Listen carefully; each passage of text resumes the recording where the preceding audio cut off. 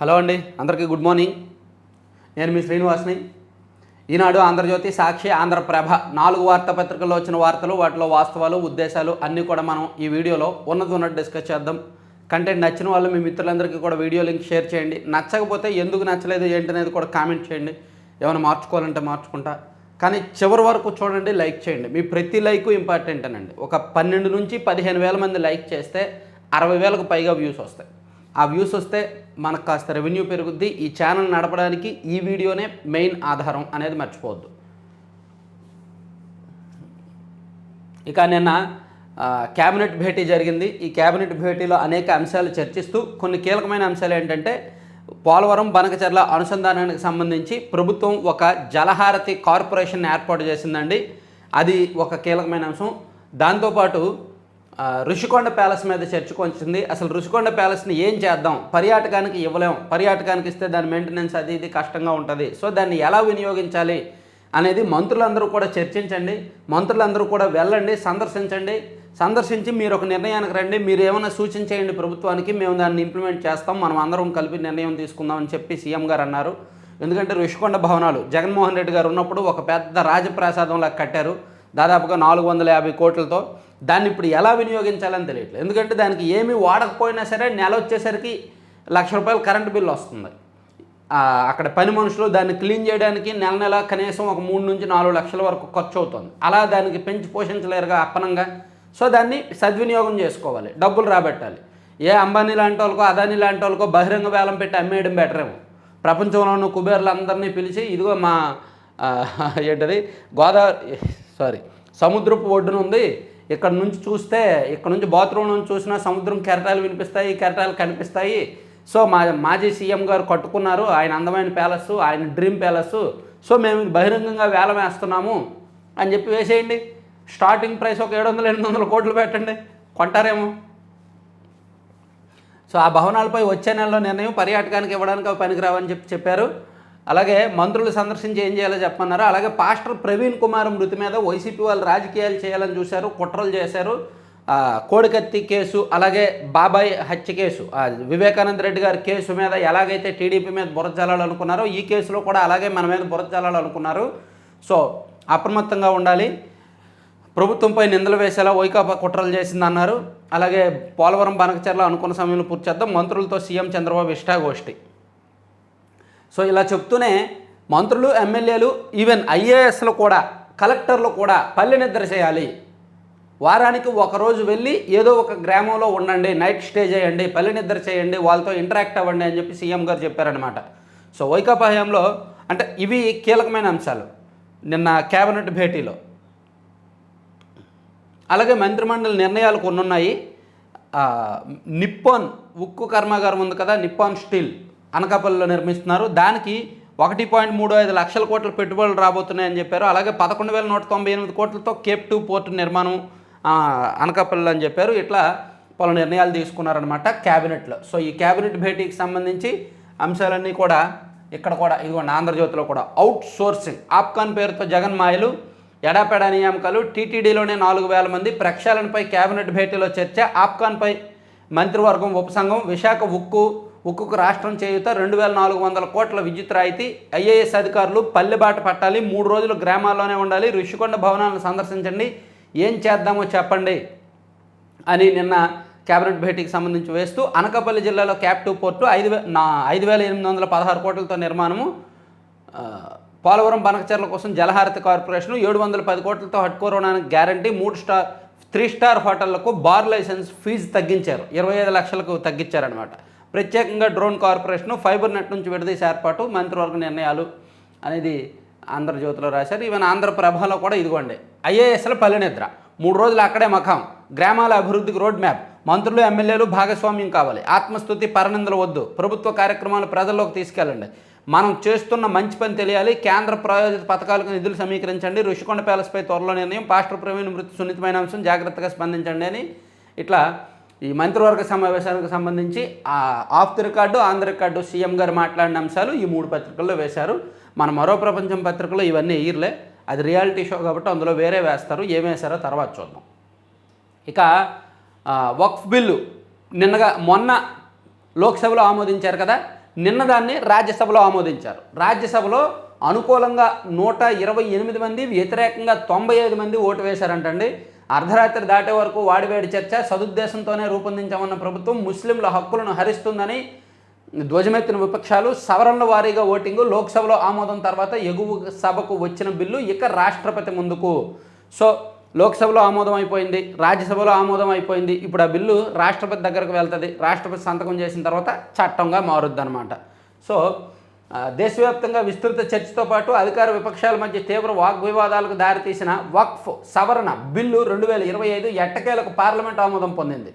రాజ్యసభలో గురువారం అర్ధరాత్రి దాటే వరకు విస్తృత చర్చ జరిగింది. విమర్శలు ప్రతివిమర్శలతో సభ ప్రతిధ్వనించింది. కేంద్ర మైనారిటీ వ్యవహారాల శాఖ మంత్రి కిరణ్ రిజిజు సమాధానం అనంతరం సవరణల వారీగా ఓటింగ్ జరిగింది. బిల్లుకు అనుకూలంగా 128 మంది, వ్యతిరేకంగా 95 మంది ఓటు వేశారనమాట. సో ఇలా వక్ఫ్ బిల్లుకు సంబంధించి ఈ వక్ఫ్ బిల్లును వైఎస్ఆర్ కాంగ్రెస్ పార్టీ రాజకీయంగా ఎంతలో వాడుకోవాలో అంతలో వాడుకుంటోంది. వైఎస్ఆర్ కాంగ్రెస్ పార్టీకి ఇటువంటి కులపరమైన అంశాలు, మతపరమైన అంశాలు వాడుకోవడంలో వాళ్ళ దిట్ట. అందుకని నిన్న ముస్లిం మైనారిటీ నాయకులు అందరి చేత ఇన్నాళ్ళు లేదు, ఈ 10 నెలల్లో ముస్లిం మైనారిటీ నాయకులు ఎప్పుడూ ప్రెస్ మీట్లు పెట్టలా. నిన్న అనూహ్యంగా ప్రెస్ మీట్ పెట్టేసి టీడీపీని, చంద్రబాబు నాయుడు గారిని తిట్టిపోశారనమాట. ఇదిగోండి, ఇక్కడ ఇదిగో మైనారిటీలు టీడీపీని వీడాలి, ముస్లిం నేతలపై పెరుగుతున్న ఒత్తిడి, చంద్రబాబు అసలు రంగు బయటపడింది, వక్ఫ్ బిల్లుకు మద్దతుతో లౌకికవాదానికి చెల్లిచిట్టి ముస్లిం నేతలంతా టీడీపీకి రాజీనామా చేయాలి అని చెప్పి రాశారు.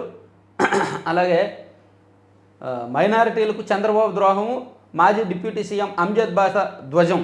బీజేపీని అనొచ్చుగా, బిల్లు తీసుకొచ్చిన బీజేపీని ఏమి అనట్లేదు వీళ్ళు, బిల్లుకు మద్దతు ఇచ్చిన టీడీపీని అంటున్నారు. ఎందుకంటే బీజేపీని అంటే పడుతుంది భయం, అందుకని టీడీపీని తిట్టేస్తున్నారనమాట ఒక రకంగా. బీజేపీని మాత్రం ఏమనట్లా. ఇక వక్ఫ్ బోర్డులో ఇతర మతాల వల్ల మాజీ ఎమ్మెల్యే హఫీజ్ ఖాన్ ఆగ్రహం అని చెప్పి కూడా వేశారు. అంటే వక్ఫ్ బిల్లుని వైఎస్ఆర్ కాంగ్రెస్ పార్టీ రాజకీయంగా ఎలా వాడుకోవాలో అలా వాడుకుంటున్నారు దాన్ని. సో ఆ బిల్లు విషయంలో వైఎస్ఆర్ కాంగ్రెస్ పార్టీ ఒక స్టాండ్తో ఉంది, వ్యతిరేకించింది, ఆ బిల్లుని వ్యతిరేకించింది. తెలుగుదేశం పార్టీ, జనసేన మద్దతు ఇచ్చాయి. సో దాన్ని ఆంధ్రప్రదేశ్ రాజకీయాల్లో రుద్దుతూ ఈ మైనారిటీలు అందరూ టీడీపీకి దూరం అవ్వాలి, టీడీపీ మైనారిటీలకు ద్రోహం చేసింది అనేటట్టు వైసీపీ ఒక పొలిటికల్ స్ట్రాటజీ, మార్కెటింగ్ స్టార్ట్ చేసిందనమాట.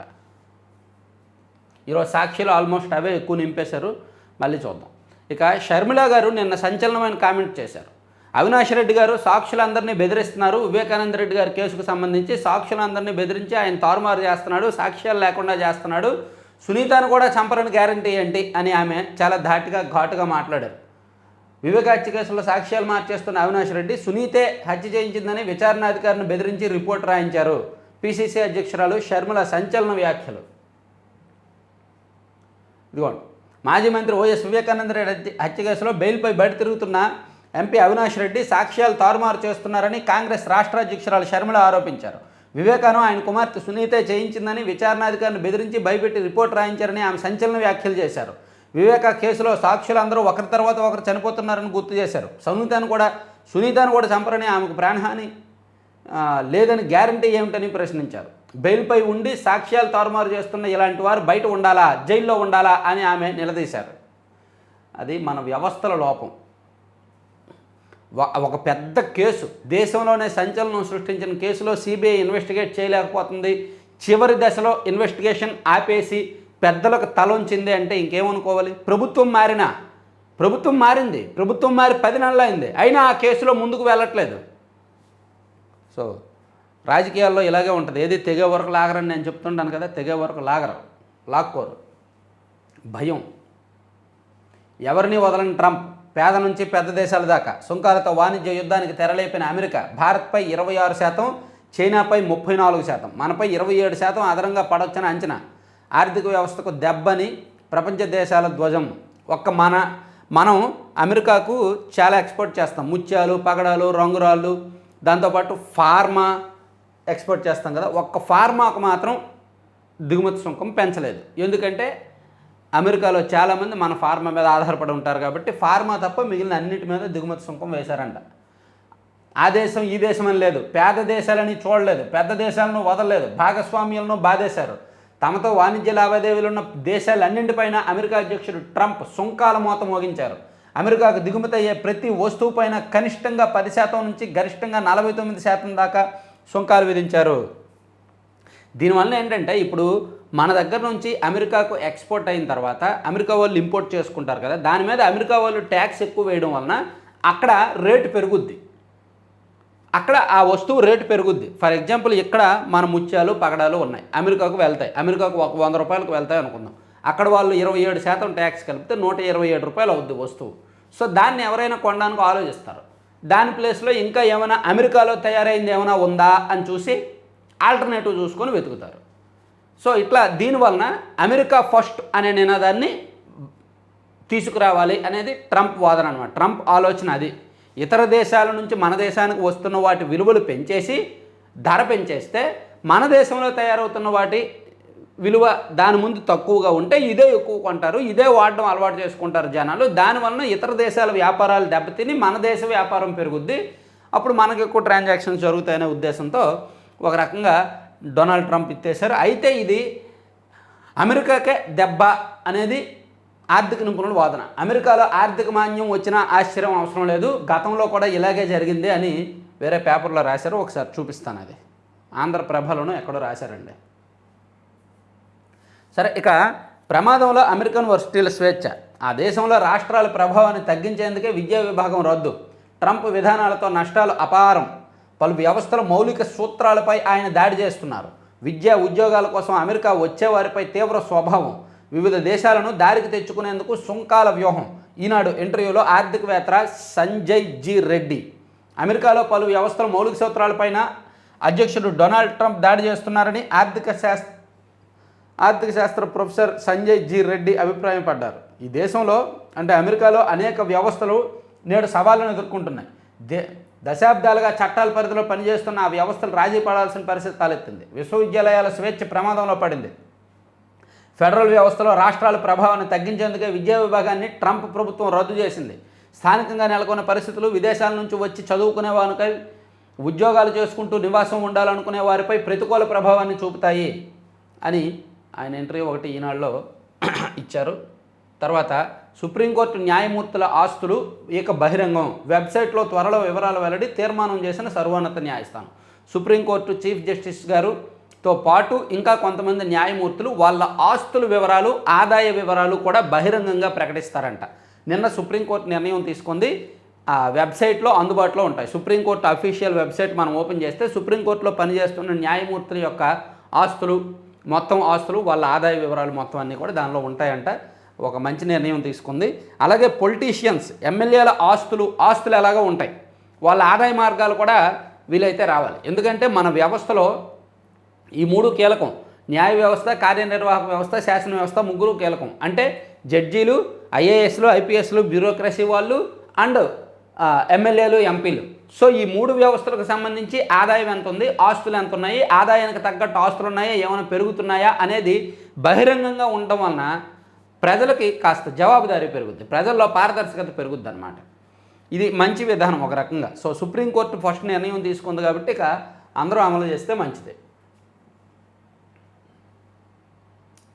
వాళ్ళు ప్రజల్ని పరిపాలించే స్థాయిలో ఉన్నారు, చట్టాలను శాసించే స్థాయిలో ఉన్నారు. శాసించే స్థాయిలో ఉన్నప్పుడు ఆ మాత్రం ప్రకటిస్తే బెటర్. అలాగే 600 కోట్లతో ఎన్ఆర్టీ ఐకాన్ అంటండి, ప్రవాసాంధ్రుల కోసం అమరావతిలో భవనం, ఎన్ఆర్ఐల ఖర్చుతోనే 36 అంతస్తుల నిర్మాణం. 2014-19 మధ్య అన్ని ఏర్పాట్లు పూర్తి. వైకాపా అధికారంలోకి వచ్చాక మూలకు, కూటమి రాకతో మళ్ళీ పట్టాలపైకి, టెండర్లు పిలిచిన ఏపీఎన్ఆర్టీ సొసైటీ. సో అమరావతిలో ఇదిగోండి ఈ భవనం నిర్మిస్తారంట. ఇది ఓన్లీ ఎన్ఆర్ఐల కోసమే, ఇది ఎన్ఆర్ఐల ఖర్చుతోనే నిర్మిస్తారంట. బాగుంది కదా. ఎన్ఆర్టీ ఐకాన్ భవన ఆకృతిని అమరావతికి అద్దం పట్టేలా ఆంగ్ల అక్షరం ఏ అనేలా తీర్చిదిద్దారు. 2 టవర్లకు మధ్యలో గ్లోబు ఉంటుంది. మొత్తం నిర్మిత ప్రాంతం 11.65 లక్షల చదరపు అడుగులు. ఇదిగోండి ఇలా ఎన్ఆర్ఐల కోసం ఈ బిల్డింగ్ నిర్మించబోతున్నారంటండి. రాజధాని అమరావతిలో మరో కీలక నిర్మాణానికి ముందడుగు పడింది. పరిపాలనా నగరంలో ప్రవాసాంధ్రుల కోసం ఏపీఎన్ఆర్టీ సొసైటీ సంస్థ ఎన్ఆర్టీ ఐకాన్ పేరుతో 5 ఎకరాల విస్తీర్ణంలో నిర్మించే భారీ భవనానికి సంబంధించి ఫౌండేషన్ నిర్మాణానికి ఏపీఎన్ఆర్టీఎస్ గురువారం టెండర్లు పిలిచింది. టెండర్ దాఖలకు ఈ నెల 10 వరకు గడువు విధించింది. పోడియంతో కలిపి మొత్తం 36 అంతస్తుల ఎన్ఆర్టీ ఐకాన్ భవనాన్ని 3 దశల్లో నిర్మిస్తారు. మొదటి దశలో ఫౌండేషను, తదుపరి దశలో బిల్డింగ్ సూపర్ స్ట్రక్చర్కు టెండర్లు పిలుస్తారు. ఆ తర్వాత ఫసాడ్, బయటకు కనిపించే అందమైన భాగం, ఇంటీరియరు, ఎక్స్టీరియరు, ఇదంతా కూడా దాదాపు 600 కోట్లు ఖర్చు అవుద్దని అంచనా వేస్తున్నారు. బాగుంది కదా బిల్డింగ్. అమరావతిలో ప్రతి బిల్డింగు చూడడానికి చాలా బాగున్నాయి. ఎప్పుడు కంప్లీట్ అవుద్దా అనే ఆసక్తిని కలిగిస్తున్నాయి. ఇక మేము ప్రాజెక్టులు తెస్తుంటే వైకాపాకు కడుపు మంట, దుష్ప్రచారం చేసేవారిపై రెడ్ బుక్, మన ఇల్లు మన లోకేష్ కార్యక్రమంలో మంత్రి లోకేష్. సో చట్టాలు ఉల్లంఘించిన వారితో పాటు ప్రభుత్వ ప్రాజెక్టులపై దుష్ప్రచారం చేసేవారికి రెడ్ బుక్ వర్తిస్తుందని మంత్రి నారా లోకేష్ స్పష్టం చేశారు. కనిగిరి నియోజకవర్గం నుంచి 35,000 మంది ప్రజలు పొట్టజాత పట్టుకొని దేశవ్యాప్తంగా వలస వెళ్తున్నారని, పాదయాత్ర సమయంలో ఆ ప్రాంతంలో వలసలు నివారిస్తారని ఇచ్చిన హామీ మేరకు అక్కడ రిలయన్స్ సిబిజీ తొలి ప్లాంట్ ఏర్పాటు చేస్తున్నట్టు తెలిపారు. కరువు ప్రాంతంలో యువతకు ఉపాధి కల్పించేందుకు ఇలాంటి ప్రాజెక్టులు తీసుకొస్తుంటే వైకాపా నాయకులు కడుపు మంట ఎందుకని ప్రశ్నించారు. ఈ దుష్ప్రచారానికి ముగింపు పలికేందుకు అటువంటి వారిని రెడ్ బుక్లోకి ఎక్కిస్తానని సభలో చెప్పారు. ఈ రెడ్ బుక్ ఇంకా ఉందన్నమాట. సో రెడ్ బుక్లోకి ఎక్కిస్తూ భయపెడుతూనే ఉన్నారు. ఇంకా లోపల పేజీలకి వెళ్దాం. లోపల 2 పేజీలు చూసి ఆ తర్వాత సాక్షికి వెళ్దాం. నేడో రేపో భారీగా ఐఏఎస్ల బదిలీలు అంటండి. 10 జిల్లాల కలెక్టర్లు మారే అవకాశం, 5 నుంచి 10 మంది కార్యదర్శులు, విభాగాధిపతులకు స్థానచలనం. ముఖ్యంగా సీఎంఓలో మారాలండి. సీఎంఓలో వ్యవస్థ బాగాలేదు, అలాగే సెక్రటేరియట్లో వ్యవస్థ బాగాలేదు, మరీ పచ్చిగా మారింది. అమ్మకాలు, అవినీతి అక్కడి నుంచే కొంత జరుగుతోంది. ఇటీవల తీవ్రమైన ఆరోపణలు వస్తున్నాయి. సీఎంఓలో పనిచేస్తున్న అధికారుల మీద కొన్ని తీవ్రమైన ఆరోపణలు వస్తున్నాయి. సో అది ప్రభుత్వానికే ఒక పెద్ద మచ్చ. ప్రభుత్వం ఎంత మంచి చేసినా సరే మనం ఎప్పుడూ ఎమ్మెల్యేల గురించి చెప్పుకుంటాం, కానీ ఐఏఎస్లో కూడా చాలా కరప్షన్ ఉంది, అధికారుల్లో కూడా చాలా కరప్షన్ ఉంది. వాళ్ళు సరిగ్గా ఉంటే అంతా బాగుండేది. సో అందుకని వాళ్ళని కూడా ప్రక్షాళన చేసే అవకాశం ఉందంటున్నారు. చూద్దాం. చాలా శాఖల్లో విభాగాధిపతులు కావచ్చు, శాఖల అధికారులు కావచ్చు, కొన్ని కార్పొరేషన్ల అధికారులు కావచ్చు, ఏమాత్రం సహకరించట్లేదు. ఇక పరిటాల రవి కేసులో జగన్ హస్తం, రాప్తాడు ఎమ్మెల్యే పరిటాల సునీత ధ్వజం. మాజీ మంత్రి పరిటాల రవీంద్ర వెనుక మాజీ ముఖ్యమంత్రి జగన్ హస్తం ఉందని రాప్తాడు ఎమ్మెల్యే పరిటాల సునీత ఆరోపించారు. సిబిఐ కూడా ఈ కేసులో జగన్ను విచారించిందని గుర్తు చేశారు. రామగిరి మండలం పాపిరెడ్డిపల్లి ఘటన నేపథ్యంలో జిల్లా జగన్ రానున్న నేపథ్యంలో ఆమె ఈ వ్యాఖ్యలు చేశారు. కొన్ని రోజులుగా మాజీ ఎమ్మెల్యే తోపుదుర్తి ప్రకాష్ రెడ్డి సోదరులు చేస్తున్న వ్యాఖ్యలపై ఆమె ఘాటుగా స్పందించారు. అసలు విషయాలు పక్కన పెట్టి వైకాపా నాయకులు కుల శవ రాజకీయాలు చేస్తున్నారని ఆక్షేపించారు. తల్లికి చెల్లికి ఇచ్చిన గిఫ్ట్ డీడ్ అమల్లోకి రాలేదు.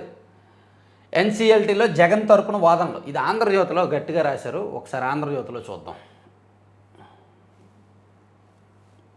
ఇదిగోండి, తల్లి చెల్లి మోసం చేశారు, దొంగపత్రాలు సృష్టించి సరస్వతి పవర్ షేర్లు బదిలీ చేసుకున్నారు, వారిపై ప్రేమ అభిమానం పోయాయి, ఇప్పుడు గిఫ్ట్ ఇవ్వాలనుకోవడం లేదు, ఎంఓయు గిఫ్ట్ డీడ్ రద్దు చేసుకున్నాను, చెల్లి పట్ల తల్లి పక్షపాతం చూపిస్తోంది, షేర్లు బదిలీ పత్రాలు నా వద్దే ఉన్నాయి, ఈడీ జప్తు చేసిన ఆస్తులపై స్టేటస్ కో ఉంది, ఎన్సీఎల్టీలో జగన్ వాదనలు.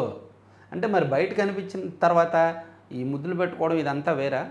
అంటే తల్లి ప్రేమ సహజంగా ఉంటుందా, తయారీగా ఉంటుందా? ఎందుకంటే ఇక్కడ కోర్టుల్లో ఇలా వాదనలు చేస్తున్నారు, బయట మొన్న ఎక్కడో కలుసుకున్నారు. మొన్న కలుసుకున్నప్పుడేమో ఆ ఆప్యాయత ప్రేమ కురిపించారు. మరి అది అబద్ధమా ఇది అబద్ధమా? ఈ రెండిట్లో ఏదో ఒకటి అబద్ధం అవ్వాలి కదా. సరే, అది చూసిన వాళ్ళు డిసైడ్ అవుతారు. So Saraswati power and industries private limited company షేర్ల బదిలీ విషయంలో తన తల్లి వైఎస్ విజయమ్మ, చెల్లి వైఎస్ షర్మిల తనను మోసం చేశారని మాజీ సీఎం జగన్ తీవ్రస్థాయిలో ఆరోపణలు చేశారు. షేర్లు బదిలీ చేసుకోవడం కోసం తప్పుడు తేదీలతో దొంగ పత్రాలు సృష్టించారన్నారు. తమకు తెలియకుండానే తమ పేరిట ఉన్న 51% వాటాను బదిలీ చేసుకున్నారని, ఈ బదిలీని రద్దు చేసి తమ వాటా తమకే ఉండేలా ఆదేశాలు ఇవ్వాలని కోరుతూ జగన్, భారతి, వారి కంపెనీ క్లాసిక్ రియాలిటీ, హైదరాబాద్లో నేషనల్ కంపెనీ రా ట్రిబ్యునల్ ఎన్సీఎల్టీలో దాఖలు చేసిన పిటిషన్ తెలిసిందే. గురువారం ఈ పిటిషన్పై రాజీవ్ భరద్వాజ్, సంజయ్ పూరితో కూడిన బెంచ్ విచారణ చేపట్టింది. జగన్, భారతి, క్లాసిక్ రియాలిటీ తరఫున సీనియర్ న్యాయవాది వైసీపీ రాజ్యసభ సభ్యుడు నిరంజన్ రెడ్డి వాదనలు వినిపించారు. మా మధ్య సంబంధాలు బాగున్నప్పుడు ప్రేమ అభిమానంతో సరస్వతి పవర్లో షేర్లు బహుమతిగా ఇచ్చేందుకు ఎంఓయూ జరిగింది. సదరు ఎంఓయూ షరతులతో కూడిన ఒక ఒప్పందం, అక్రమాస్తులకు సంబంధించి ఇదంతా చెప్పుకున్నారనమాట. మొత్తానికి వాళ్ళిద్దరూ మోసం చేశారంటండి జగన్మోహన్ రెడ్డి గారిని. అది ఫైనల్గా ఆయన చెప్పింది. ఇక వంశీ బెయిల్పై విచారణ వాయిదా. గన్నవరం తెదేపా కార్యాలయంపై దాడి కేసులో 71వ నిందితుడు వైకాపా నేత వల్లభనేని వంశీ హైకోర్టులో వేసిన బెయిల్ పిటిషన్ విచారణ వారం రోజులు వాయిదా పడింది. ఒడిశా అసెంబ్లీలో బిల్లులపై రాత్రంతా చర్చ. సారారహిత రాష్ట్రమే లక్ష్యంగా నవోదయం 2.0 ఎక్సైజ్ శాఖ మంత్రి కొల్లు రవీంద్ర.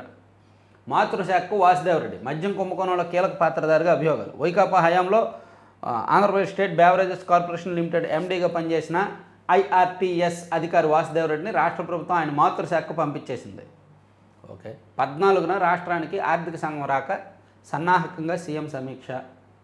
ప్రభుత్వానికి డీ పట్టా భూముల అప్పగింత. 30 ఎకరాల మార్కెట్ విలువ 8 కోట్లకు పైగానే విశాఖ వ్యాపారిని అభినందించిన కలెక్టర్. విశాఖపట్నంలో గాజువాక చెందిన వ్యాపారవేత్త కడియాల రాజేశ్వరరావు డీ పట్టా భూములను అని తెలియకుండా కొనుగోలు చేసిన 30.4 ఎకరాలను ప్రభుత్వానికి తిరిగి ఇచ్చేశారంటండి. మంచిది, ఇలా అందరం ముందుకు వస్తే మంచిది. ఎడిటోరియల్ ఏమేశారు, ఏది సురక్షిత ప్రగతి బాట. ప్రపంచం మేడపై మరో కత్తి. అమెరికన్ సైనికులు స్వదేశానికి తిరిగి వచ్చేస్తున్నారు. అణ్వస్త్ర తయారీ కార్యక్రమం నుంచి ఇరాన్ వెనక్కి తగ్గింది. అంతకుముందు ఎన్నడూ లేనట్లుగా తన అణు కార్యక్రమంపై క్షుణ్ణమైన పరిశీలనకు అంగీకరించింది. ఇవన్నీ మనం బలంతో పాటు వివేకంతో, ఒక సంకల్పంతో, సహనంతో సాధించగలిగాం అని ఈ ప్రపంచం మేడపై మరో కత్తి అని అణ్వస్త్రాలకు సంబంధించి ఒక ఎడిటోరియల్ వేశారు. సరే, అది పక్కన పెట్టి సాక్షికి వెళ్దామండి. సాక్షిలో ఏమొచ్చాయి, ఏం చేశారు, తేదీ ఎంత, తేదీ కరెక్ట్గానే వేస్తారు. ప్రజల రుణం తీర్చుకునేందుకు ఎంతటి కృషికైనా సిద్ధంగా ఉండాలి. ఓకే, సన్ రైజర్స్ పరాజయాల హ్యాట్రిక్. ఫస్ట్ మ్యాచ్లో కొట్టారండి సన్ రైజర్స్ 280కి పైగా. ఇంకా ఆ తర్వాత వాళ్ళ మీద సోషల్ మీడియాలో విపరీతంగా రీల్స్ వచ్చాయండి. ఆ తర్వాత ఇంక వాళ్ళ పతనం మొదలైంది. నిన్నైతే మరీ దారుణం, కొట్టడం, వెళ్ళడం, రావడం, ఊపడం, అయిపోవడం, వెళ్ళడం, అలాగే ఉంది సన్ రైజర్స్లో టీంలో. ఆ టీం నిజంగా అత్యంత బలమైన టీం. బ్యాటింగ్ లైనప్ బలంగా ఉంది. ఏ ఇద్దరు సెటిల్ అయినా చాలు, క్రీజులో ఏ ఇద్దరు సెటిల్ అయినా ఒక 7-8 ఓవర్ల పాటు ఇద్దరు పార్ట్నర్షిప్ బిల్డ్ చేస్తే ఈజీగా 120 వరకు కొట్టేస్తారు. అంత బలమైన బ్యాటింగ్ లైనప్ వాళ్ళకు ఉంది. కానీ ఎవరూ సెటిల్ అవ్వట్లా, క్రీజులో ఎవరూ ఉండట్లా.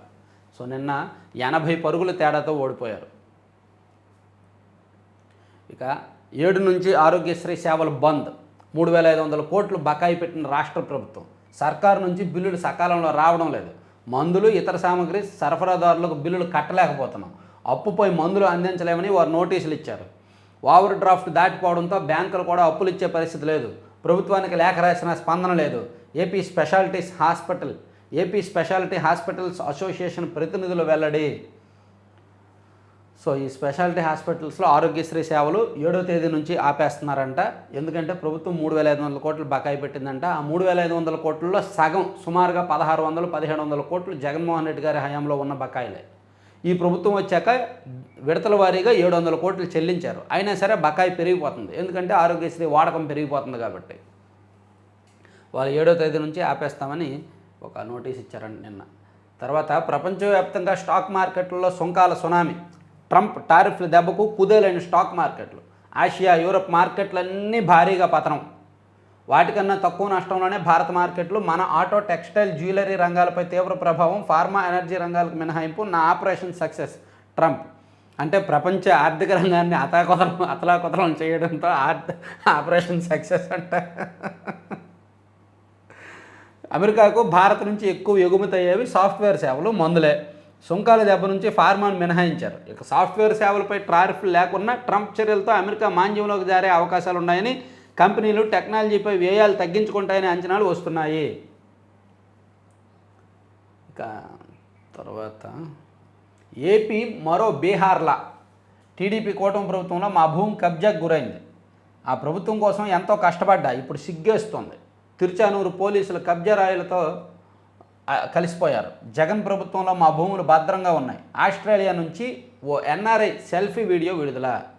ఇది కొంచెం ఆలోచించాల్సిన అంశమే. తెలుగుదేశం పార్టీ అధికారంలోకి వచ్చినా సరే ఒక కార్యకర్త ఏమో నిన్న మదనపల్లి నియోజకవర్గంలో ఒక కార్యకర్త ఆత్మహత్య చేసుకున్నాడు. లోకేష్ గారికి లేఖ రాసి. ఆ వార్త లోపల ఉంది, చదువుతాను. అలాగే మరో ఎన్ఆర్ఐ టీడీపీ కార్యకర్త, ఆ ప్రభుత్వం రావడానికి నేను ఎంతో పనిచేశాను, మా భూమిని కబ్జా చేశారని, కూటమి ప్రభుత్వంలో పార్టీల కోసం శ్రమించిన కార్యకర్తల ఆస్తులకు, ప్రాణాలకు రక్షణ లేదా అని చెప్పి ప్రభుత్వాన్ని ప్రశ్నిస్తున్న బొర్రా రాజేంద్ర ప్రసాద్ ఇది ఇచ్చారు. తర్వాత వక్ఫ్ బిల్లుకు పార్లమెంటు ఆమోదం, ఇది రాశారు. మైనార్టీలు టీడీపీని వేడాలి, ఇదంతా ఓకే. పనులు ఆపేయండి. హైదరాబాద్లోని గచ్చిబౌలి భూముల వ్యవహారంపై సుప్రీంకోర్టు స్టే. కేసును సుమోటాగా తీసుకున్న ధర్మాసనం 100 ఎకరాల్లో చెట్లను కొట్టేస్తారా, అంత అవసరం ఏమొచ్చింది? కేంద్ర పర్యావరణ శాఖ అనుమతి తీసుకున్నారా అన్న justice Gavai justice Augustine George. తదుపరి ఉత్తర్వులు ఇచ్చే వరకు పనులు నిలిపేయాలని రాష్ట్ర ప్రభుత్వానికి ఆదేశం. సో హెచ్ఈయు ల్యాండ్స్ ఏవైతే ఉన్నాయో దాని మీద సుప్రీంకోర్టు స్టే విధించింది. తర్వాత ఉచితంగా ఏమిచ్చినా తీసుకోవడానికి జనం సిద్ధం. కరెక్టేగా, ఉచితంగా ఏమిచ్చినా తీసుకుంటారు. ఉంటారుగా, ఇది అంటారుగా, ఫ్రీ ఇస్తే ఫినాయిల్ తాగేస్తారని. ప్రతి ఒక్కళ్ళు అంతే, వాళ్ళు వీళ్ళు అతీతులు కాదు. ప్రతి ఒక్కరికి జనానికి ఫ్రీ అనేసరికి ఉంటుందన్నమాట. ఒక ఉత్సాహం, లోపల లేనిపోని ఉత్సాహం వచ్చేస్తుంది. సో దాన్ని వక్రీకరిస్తూ కొంచెం హైలైట్ చేస్తూ సాక్షిలో రాశారు. ఉచితంగా ఏమి ఇచ్చినా తీసుకోవడానికి జనం సిద్ధంగా ఉన్నారంటూ శాసనసభ స్పీకర్ చింతకాయల అయ్యన్నపాత్రుడు వివాదాస్పద వ్యాఖ్యలు చేశారు. దానిలో వివాదం వెతికితే వివాదమే, అర్థం చేసుకుంటే అర్థం ఉన్నట్టే, అర్థవంతమైన కామెంట్లే. ఇక రిజిస్ట్రేషన్ల ఆదాయం డమాల్. భూముల విలువ పెంచిన లక్ష్యాన్ని చేరుకొని పోయినాం. గత ఏడాది కంటే 800 కోట్ల తగ్గుదల. సౌత్ ఇండియానే కాదు, ఇండియా మొత్తం మీద రిజిస్ట్రేషన్లు తగ్గాయి.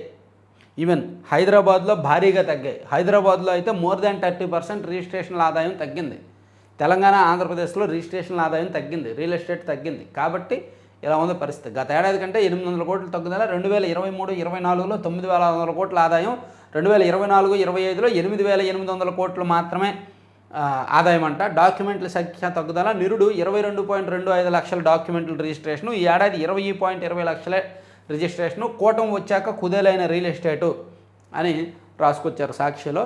అయితే రిజిస్ట్రేషన్ ఆదాయం తగ్గిన మాట వాస్తవమే. ఇది ఓన్లీ ఆంధ్రప్రదేశ్లోనే కాదండి, ఇతర రాష్ట్రాల్లో కూడా రిజిస్ట్రేషన్లు తగ్గాయి, ఆదాయం తగ్గింది. ఇక 2028 వరకు వేచి చూడాల్సిందేనా? ఇదేనా మీ దృష్టిలో రీజనబుల్ టైం అంటే? తెలంగాణ స్పీకర్ కార్యదర్శి తరపు న్యాయవాదికి సుప్రీంకోర్టు ప్రశ్న, ఇదొకటి రాశారు. సో తర్వాత ఐరిస్ వేలుముద్ర పడలేదని పింఛన్ కట్టు ఏలూరు జిల్లాలో జరిగింది. తర్వాత బాలికపై టీడీపీ కార్యకర్త లైంగిక దాడి. కుప్పం నియోజకవర్గంలో 12 ఏళ్ల బాలిక మీద టీడీపీ కార్యకర్త ఒక లైంగిక దాడి చేస్తే దాన్ని పోలీసులు రాజీ చేయాలని చూశారని రాశారు. తర్వాత 45.72 మీటర్లు కాదు, 41.15 మీటర్లు. పోలవరం ప్రాజెక్టులో నీరు నిల్వ చేసే ఎత్తును 45.72 మీటర్ల నుంచి 41.15 మీటర్లు ఎక్కువ. ఏమంటే ప్రాజెక్టు, ఆ బ్యారేజ్, ఆ ఆనకట్ట ఎంత హైట్ కడుతున్నారనేది చూడండి. నీటి నిల్వ అనేది సబ్జెక్ట్ కాదు. నీటి నిల్వ అనేది వస్తూనే ఉంటాయి, నీళ్ళు వస్తూనే ఉంటాయి. దానికి తగ్గట్టు గరిష్ట ఎత్తులోనే ఆనకట్ట కడుతున్నారు కదా. ఆనకట్టలు అలా 2 దశల్లో కట్టలేరు కదా. మెయిన్ డ్యామ్ అనేది ఒకటే ఉంటుంది, ఒకసారే కడతారు. దాన్ని ఎంత ఎత్తులో కడుతున్నారో దానికి తగ్గట్టు నీటి నిల్వ ఉంటుంది. ఇవన్నీ పిచ్చి వార్తలు. సో ఇవన్నీ సాక్షి. తర్వాత సాక్షిలో నెక్స్ట్ పేజీకి వెళ్దామా?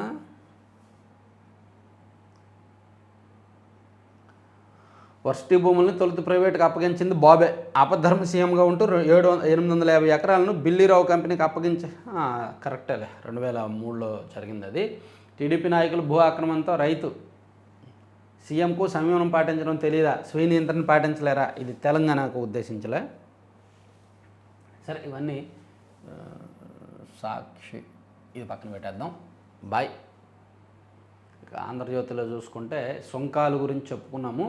ఇదిగోండి, అమెరికాకు ఆర్థిక మాన్యం. ప్రతీకార సుంకాలతో అసలుకే ఎసరు. గతంలోనూ ఇలాగే స్మూత్ హాలీ పేరుతో భారీగా సుంకాలు విధించిన అగ్రరాజ్యం. 1930 నాటి మాంద్యానికి అదే కారణం. సో గతంలో కూడా 1930లో కూడా అమెరికా ఇతర దేశాల మీద ఇలాగే సుంకాలు విధిస్తే అప్పుడు అమెరికాకు ఆర్థిక మాన్యం వచ్చిందంట. ఎందుకంటే ఎక్స్పోర్ట్స్, ఇంపోర్ట్స్ మీద దెబ్బ తగిలింది. ఎప్పుడైతే ఎగుమతులు దిగుమతుల మీద దెబ్బ పడుతుందో ప్రజల కొనుగోళ్ళు ఆగుతారు, తాత్కాలికంగా ఆగుతాయి. ఆ కొనుగోళ్ళు ఇవన్నీ ఆగేసరికి ప్రభుత్వానికి ఇన్కమ్ తగ్గి అది అమెరికాలో ఆర్థిక మాంద్యానికి దెబ్బతీసిందంట గతంలో. ఇప్పుడు కూడా అలా జరిగే అవకాశం ఉందని నిపుణులు విశ్లేషిస్తున్నారు. తర్వాత ఇదే మంచి తరుణం. భారత్తో పోలిస్తే ఆసియాలోని పలు దేశాలపై ట్రంప్ అధిక సుంకాలు. అక్కడి నుంచి తరలివచ్చే ఎంఎన్సీలను ఆకర్షించేందుకు మనకు అవకాశం. ఇది చెప్పుకున్నాం కదా. ఎస్బీఐని కాదని ప్రైవేట్కు. పోలవరం పరిహారం సొమ్ము 63 కోట్లు బదిలీ. తణుకు ఐడిఎఫ్సి ఫస్ట్ బ్యాంకులో జమ. రైతులకు చెల్లించేందుకు జనవరిలో విడుదల. 10 రోజుల్లో ఇవ్వాలని ప్రభుత్వం ఆదేశం, కానీ ఇప్పటికీ రైతులకు ఇవ్వలేదు. ఎస్బీఐలో చెల్లించి ఎస్బీఐ ద్వారా రైతులకు ఇవ్వాల్సింది, అక్కడ పోలవరం పరిహారం ఇవ్వాల్సింది ఎస్బీఐలో కాకుండా ఒక ప్రైవేట్ బ్యాంకులో వేశారు 63 కోట్లు. సో దీనిలో ఏదో ఒక 2-3 అధికారులు కుమ్మక్కయ్యి బ్యాంకుతో కుమ్మక్కయ్యి చేశారనేది ఒక ఆరోపణ అన్నమాట. ప్రభుత్వం 10 రోజుల్లో ఇవ్వాలని చెప్తే ఇప్పుడు వరకు వాళ్ళకి ఇవ్వలేదంట. అందుకే ప్రభుత్వ లక్ష్యాలు అమలు చేయడంలో అధికారులు కొంతమంది విఫలమవుతున్నారు. అధికారులు చేసే వావర ఎక్కువైపోయింది. ఇక ముస్లింల హక్కుల పరిరక్షణకే బిల్లు. ఇందులో ముస్లిమేతరుల ప్రమేయం లేదు. బిల్లుపై 284 సంస్థల అభిప్రాయం తెలిపాయి. 1 కోటి మందికి పైగా వినతులు సమర్పించారు. అన్ని వర్గాలను సంప్రదించాక బిల్లు తెచ్చాం. వక్ఫ్ ఆస్తుల నిర్వహణలో పారదర్శకత, జవాబుదారీతనం పెరుగుతాయి. రాజ్యసభలో వక్ఫ్ బిల్లుపై చర్చలో మంత్రి రిజిజు. తర్వాత తల్లి జల్లి మోసం చేసి చెప్పుకున్నాం. నిందలు వేసి కుట్రలు, ప్రవీణ్ మృతి నుంచి లబ్ధికి వైసీపీ ప్రయత్నం, నాడు బాబాయిపై గొడ్డలు వేటు, కోడికత్త డ్రామాలు ఎదుర్కొనలేకపోయాం, ఇప్పుడైనా గట్టిగా తిప్పికొట్టాలి అని చెప్పారు. నిన్న సీఎం గారు చెప్పారు, అది ఆల్రెడీ చెప్పుకున్నాం. తర్వాత పరిటాల రవాచ్య వెనుక జగన్ హస్తమని ఇందాక చెప్పుకున్నాం కదా, అది కూడా ఓకే. తర్వాత అధికారులకు అవినాష్ బెదిరింపులు, తప్పుడు రిపోర్టుపై బలవంతంగా సంతకాలు, అది కూడా చెప్పుకున్నాం. ఇక 25,000 మంది టీచర్ల నియామకాలు రద్దు చేశారండి. నిబంధనలకు విరుద్ధంగా పశ్చిమ బెంగాల్లో టీచర్ల నియామకాలు జరిగాయని 25,000 నియామకాలు సుప్రీంకోర్టు రద్దు చేసింది. ఒక్క దివ్యాంగులకు మాత్రమే ఉపశమనం కల్పించింది. వాళ్ళ నియామకాలు చెల్లుతాయి, వాళ్ళని కొనసాగించండి, మిగిలిన వాళ్ళందరినీ వెనక్కి పిలవండి అని చెప్పి సుప్రీంకోర్టు చెప్పింది. ఇక మిథున్ రెడ్డి వేసిన ముందస్తు బెయిల్ పిటిషన్ని హైకోర్టు కొట్టేసింది. అలాగే మన ఆస్తులు ప్రకటిద్దాం, చీఫ్ జస్టిస్ సహా సుప్రీంకోర్టు జడ్జీల నిర్ణయం. ఆ వెంటనే ఆదాయ వివరాలను ప్రకటించిన సీజే ఇందాక చెప్పుకున్నాం. తర్వాత రామానాయుడు స్టూడియోలో 15.17 ఎకరాలు వెనక్కి, ఆ భూములు దుర్వినియోగమైనట్టు గుర్తించిన రాష్ట్ర ప్రభుత్వం. స్టూడియోకు 2003లో 34 ఎకరాల భూమి నిర్మాణం చేయగా మిగిలిన ఖాళీ భూములపై గత ప్రభుత్వంలో వైసీపీ పెద్దల కన్ను. ఆ భూముల్లో అక్రమంగా లేఅవుట్ వేశారంట. విశాఖపట్నంలో రామానాయుడు స్టూడియోకి ఇచ్చారు కదా, సో అది దుర్వినియోగమైందని ప్రభుత్వం గుర్తించి వెనక్కి తీసుకున్నారు ఆ భూములు. తర్వాత ఈపీఎఫ్ విత్డ్రా మరింత సులువు, ఇకపై క్యాన్సిల్డ్ చెక్ అప్లోడ్ అవసరం లేదు, బ్యాంకు ఖాతాకు కంపెనీ ధృవీకరణ అక్కర్లేదు, క్లెయిమ్ల వేగవంతానికి ఈపీఎఫ్ఓ చర్యలు. తర్వాత 30,000 కోట్ల మద్యం తాగారంటండి. రోజుకు 83 కోట్ల విలువైన 78,676 కేసుల అమ్మకం. 2024-25లో పెరిగిన విక్రయాల జోరు. కర్నూలులో అత్యధికం, నెల్లూరులో అత్యల్పం. వినియోగదారులపై బాగా తగ్గిన లిక్కర్ భారం. సో లిక్కర్ భారం తగ్గినప్పటికీ కొనుగోళ్ల సంఖ్య పెరిగింది, కొనుగోళ్ల విలువ పెరిగింది. అందుకని ఒక్క సంవత్సరంలోనే 30,000 కోట్ల విలువైన మద్యం తాగారంట జనాలు.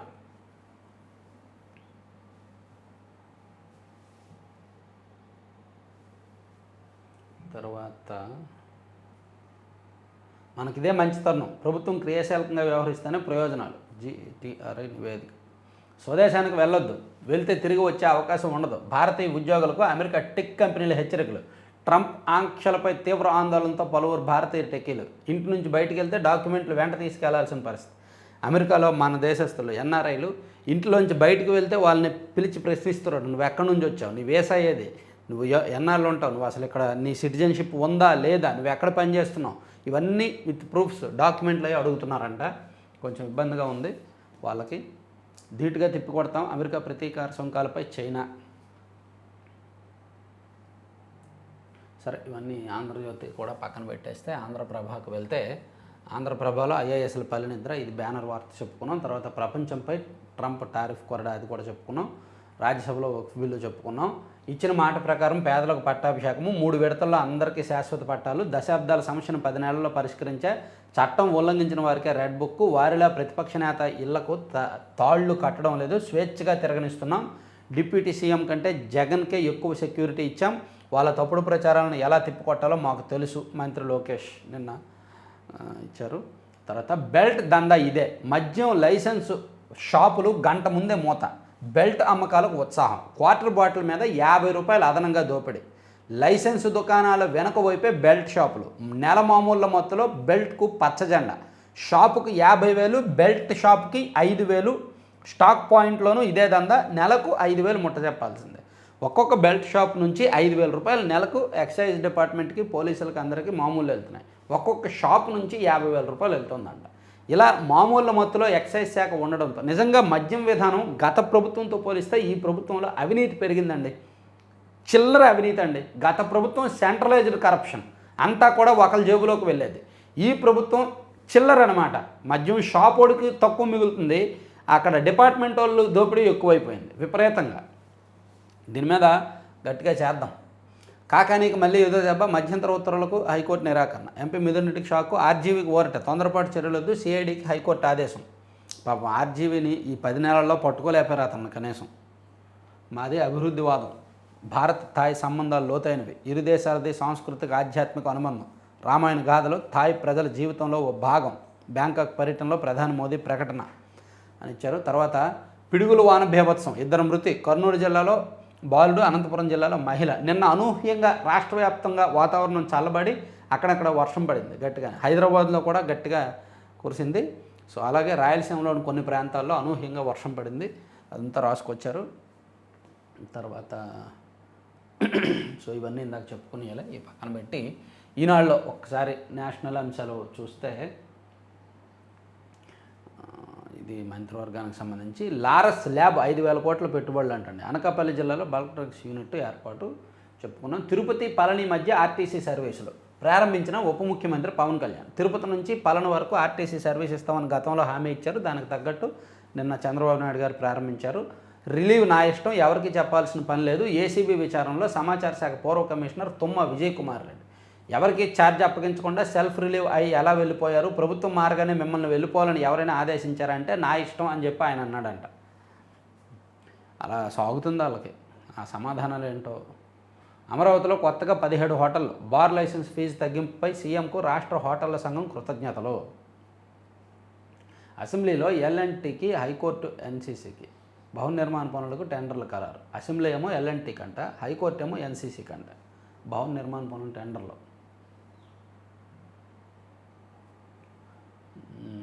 పశ్చిమ బెంగాల్లో నియామకం. మైనర్లపై లైంగిక వేధింపులు, భారతీయ యువకుడికి 35 ఏళ్ల జైలు శిక్ష. న్యూయార్క్లో టీనేజర్ని నమ్మించి 3 మైనర్లను లైంగికంగా లోబరుచుకున్న 31 ఏళ్ల భారతీయ యువకుడికి అమెరికాలో 35 ఏళ్ల జైలు శిక్ష పడింది. థాయిలాండ్తో భారత్ వ్యూహాత్మక భాగస్వామ్యం. ఓకే. 108 గంటల తర్వాత ప్రాణాలతో. మయన్మార్లో శిథిలాల నుంచి యువకుడిని కాపాడిన సిబ్బంది. సో మయన్మార్లో వచ్చిన భూకంపంలో 108 గంటల తర్వాత కూడా ప్రాణాల నుంచి బయటపడ్డారంటండి ఒక యువకుడు. తర్వాత గాజా, సిరియాపై ఇజ్రాయెల్ దాడులు, 64 మంది మృతి. 22 లక్షల మంది సుశిక్షిత డ్రైవర్ల కొరత. కేంద్ర మంత్రి గడ్కరీ. దేశంలో 22 లక్షల మంది సుశిక్షిత డ్రైవర్ల కొరత ఉందని, ఈ విషయాన్ని ప్రపంచ బ్యాంక్ గుర్తించిందని కేంద్ర రహదారి రవాణా, జాతీయ రహదారుల శాఖ మంత్రి చెప్పారు. తర్వాత మణిపూర్లో రాష్ట్రపతి పాలనపై తీర్మానాన్ని ఆమోదించిన లోక్సభ. పరిస్థితి అదుపులో ఉన్న సంతృప్తికరం అనలేం అమిత్ షా. కల్పిత వీడియోలో నన్ను ఇరికించారు, మహిళా టెక్కి ఆత్మహత్య. మహారాష్ట్రలో నాగ్పూర్లో ఓ మహిళా సాఫ్ట్వేర్ ఇంజనీరు తనలాగే ఉన్న మరో వ్యక్తితో రూపొందించిన ఫేక్ వీడియో కుట్రకు బాధితురాలుగా మారానని, తన జీవితం ప్రమాదంలో ఉన్నట్లుగా ఆమె లేఖ రాసి తనువు చాలించారు. తారులో పరుచుకుంటున్న పచ్చదనం. రైల్లో పోయిన ఫోన్ దొరుకుతుందో.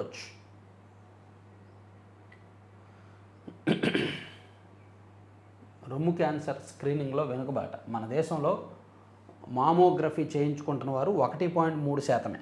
ఆంధ్రప్రదేశ్లో మరీ తక్కువగా 0.1% మాత్రమే నమోదు. రొమ్ము క్యాన్సర్ స్క్రీనింగ్, మామోగ్రఫీ పరీక్షలు మన దేశంలో చాలా తక్కువగా జరుగుతున్నాయి.